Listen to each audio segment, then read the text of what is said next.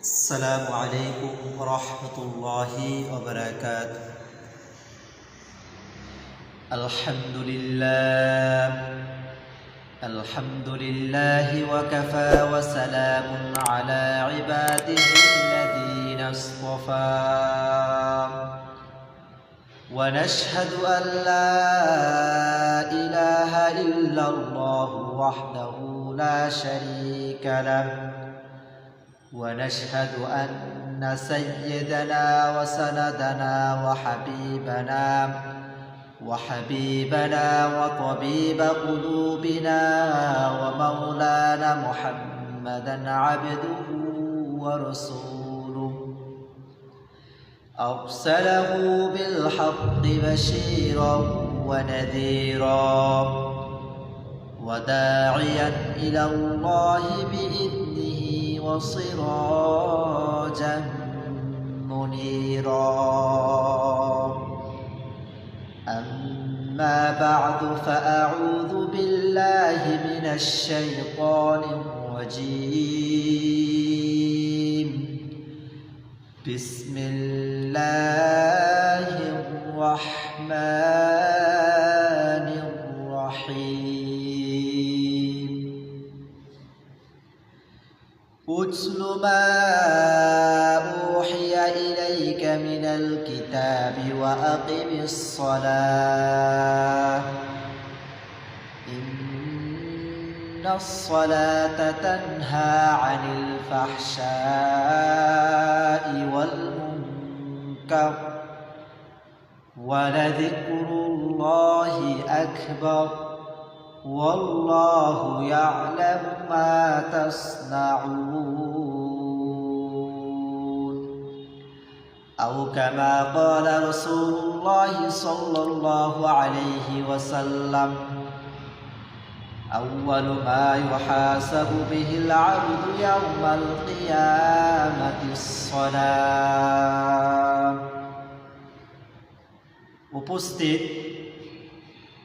আল্লাহ পাক রব্বুল আলামিনের দরবারে লাখ কোটি শুকরিয়া যে আল্লাহ পাক রব্বুল আলামিন আমাদেরকে বিভিন্ন ফিতনা ফাসাদের বিভিন্ন গুনাহের কাজ থেকে ফারিগ রেখে এই ফিতনা ফাসাদের জমানায় আমাদেরকে এই দ্বীনি মজলিসে কিছু কথা শুনবার এবং বলবার তৌফিক দান করেছেন। এজন্য আমরা সকলে আল্লাহ পাক রব্বুল আলামিনের দরবারে শুকরিয়া আদায় করি, সকলে বলি আল্লাহুম্মা আমিন। আল্লাহ পাক রব্বুল আলামিন আমাদেরকে এমন একটা দিন দিয়েছেন যে দিনে নবী করিম সাল্লাল্লাহু আলাইহি ওয়াসাল্লাম বলে দিয়েছেন সেই দিনটা হলো গরিবের হজের দিন। নবী করিম সাল্লাল্লাহু আলাইহি ওয়াসাল্লাম বলেন না এটা বড়লোকের হজের দিন। নবী করিম সাল্লাল্লাহু আলাইহি ওয়াসাল্লাম বলেছেন এটা গরিবের হজের দিন। এজন্য আমরা এই দিনটাকে এমনভাবে সাজাবো, আল্লাহ পাক রব্বুল আলামিন এই দিনটাকে আমরা এমনভাবে সাজানোর কারণে আল্লাহ পাক রব্বুল আলামিন যেন এই দিনটার উসিলায় আমাদেরকে হাশরের ময়দানে অথবা কিয়ামতের ময়দানে আমাদেরকে মাফ করে দেন। এই দিনটার অনেক ফজিলত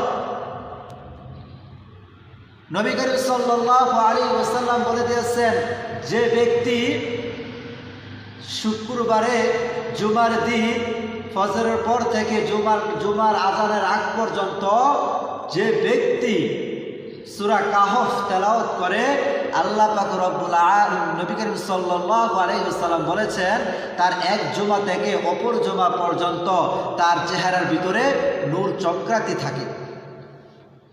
আরেকটা কারণ হলো যে ব্যক্তি সূরা কাহফ তেলাওয়াত করে আল্লাহ পাক নবী করিম সাল্লাল্লাহু আলাইহি ওয়াসাল্লাম বলেছেন আল্লাহ পাক রব্বুল আলামিন সেই ব্যক্তিকে দাজ্জালের ফিতনা থেকে বাঁচিয়ে দেবেন। শুধু তাই নয়, এই দিনের অনেক ফজিলত আছে। জুমার রাত্রির ফজিলত বৃহস্পতিবার দিনকে রাত হলেই বৃহস্পতিবার রাতের মাগরিব থেকেই জুমার রাত্র শুরু হয়। সে জুমার রাত্রে সূরা দুখান তেলাওয়াত করবেন, সেটা অনেক ফজিলত।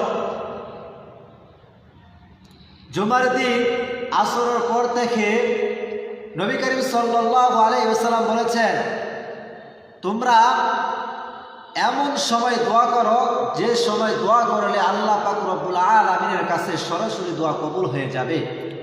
সেটা কোন সময়? নবীজি বলে দিয়েছেন, তোমরা, নবীজি সরাসরি বলেন নাই, নবীজি শুধু এইটাই বলে দিয়েছেন, তোমরা আসরের পর থেকে মাগরিবের আগ পর্যন্ত সেই সময়টায় তোমরা আল্লাহর দোয়ায় মশগুল থাকো, আল্লাহর কাছে প্রার্থনা করো। আল্লাহ পাক রব্বুল আলামিন সেই সময়ই আপনাকে মাফ করে দিতে পারেন। আপনার দোয়া আল্লাহ পাক রব্বুল আলামিন কবুল করে নেবেন। সেই সময়ই একটা সুন্দর একটা সময়। জুমার দিন ভাই অনেক ফজিলত। আবার জুমার দিন যখন খতিব সাহেব খুতবা শুরু করে, এই খুতবার শুরু থেকে জুমার নামাজ সালাম ফিরানোর আগ পর্যন্ত যদি আপনি আল্লাহর কাছে কোনো কিছু চান, দোয়া চান, তাহলে আল্লাহ পাক রব্বুল আলামিন আপনাকে ফিরাবেন না। সেটাই নবীজি বলে দিয়েছে। আর আপনারা বলতে পারেন জুমার খুতবার সময় তো কথা বলা নিষেধ, তাহলে আমরা কিভাবে আল্লাহর কাছে দোয়া করব? আবার নামাজের ভিতরে কিভাবে আল্লাহর কাছে দোয়া করব? আপনার মনের ভিতরে কি আছে না আছে আপনি মনে মনে বলতে থাকেন আল্লাহর কাছে, সে কথা আল্লাহ শুনবে আপনার মনের কথা। আপনি আল্লাহ কি আপনার মনের কথা শুনতে পায় না? আপনার মনের ভিতরে কি আছে না আছে সেই সময় আপনি অনুভব করবেন। অনুভবটা করলেই আল্লাহ পাক রব্বুল আলামিন আপনাকে আপনার দোয়া কবুল করে নেবেন। আর নামাজ পড়তে হবে। আমি আপনাদের সামনে নামাজের একটা আয়াত তেলাওয়াত করেছি, একটা হাদিস তেলাওয়াত করেছি। নামাজের কি গুরুত্বপূর্ণ। নামাজ না পড়লে আপনি গুনাহের কাজ থেকে বাঁচতে পারবেন না।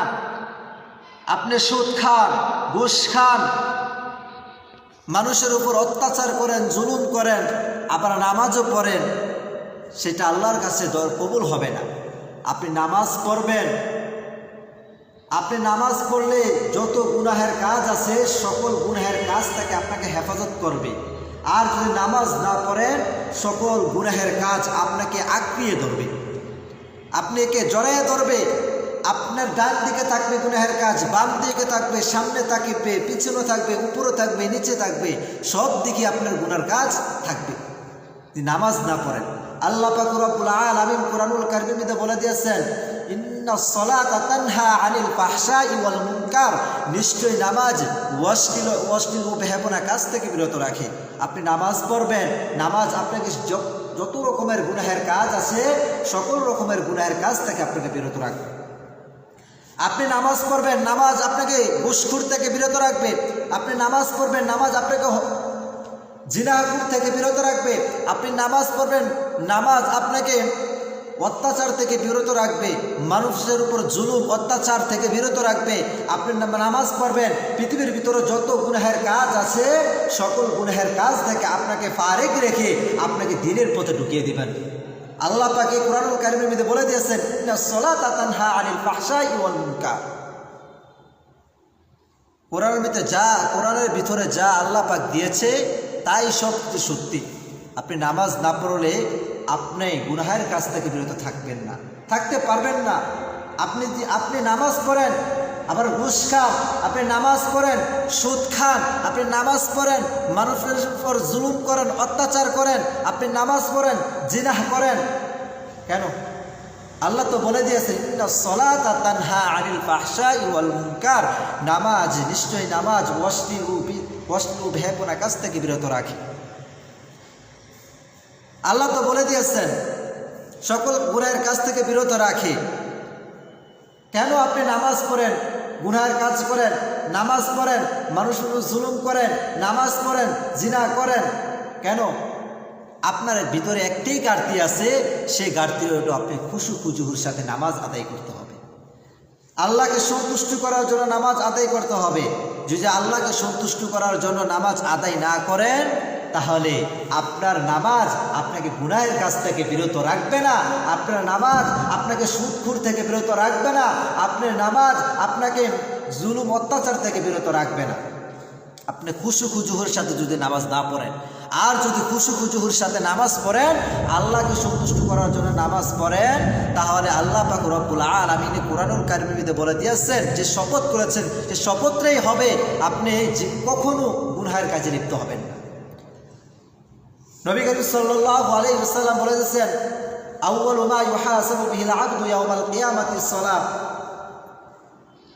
কিয়ামতের দিন সর্বপ্রথম নামাজের এই হিসাব হবে। এখন যদি আপনি নামাজ না পড়েন, কিয়ামতের দিন কি বিষয়ে আপনি হিসাব দিবেন? আল্লাহর দরবারে আল্লাহর সামনে মুখামুখি হয়ে আল্লাহর কি জবাবটা দিবেন? এজন্য নবী করিম সাল্লাল্লাহু আলাইহি ওয়াসাল্লামের বিদায় ভাষণের দিন একটাই কথা বলেছিল, নামাজ নামাজ, আস-সালাত আস-সালাত। মানুষকে বলছেন, উম্মতকে বলছেন, আস-সালাত আস-সালাত, তোমরা নামাজ পড়ো, নামাজ পড়ো, নামাজ কখনো পরিত্যাগ করো না। আল্লাহ পাক রব্বুল আলামিন যেন আমাদেরকে 5 ওয়াক্ত নামাজ এবং জামাতে আদায় করার তৌফিক দান করেন। এই জন্য সকলে বলি আল্লাহুম্মা আমিন। এ বলে আমার বয়ান শেষ করছি। ওমা আলাইনা ইল্লাল বালাগ।